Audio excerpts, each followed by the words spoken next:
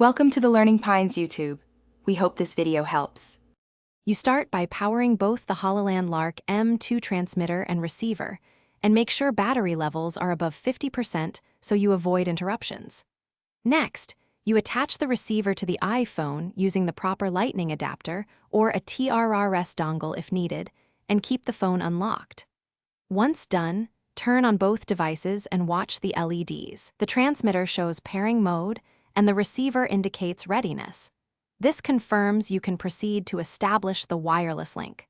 You now pair the units by holding the pairing buttons until the LEDs turn solid, which means linked. Make sure they are within 1 to 2 meters for reliable connection.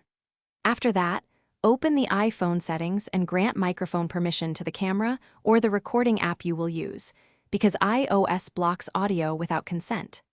Finally, launch the app, select the external microphone if prompted, and verify audio levels visually. This ensures the Lark M2 is actually feeding sound into the phone. You should record a short test clip immediately and play it back to confirm clarity, level, and channel balance. This saves time later.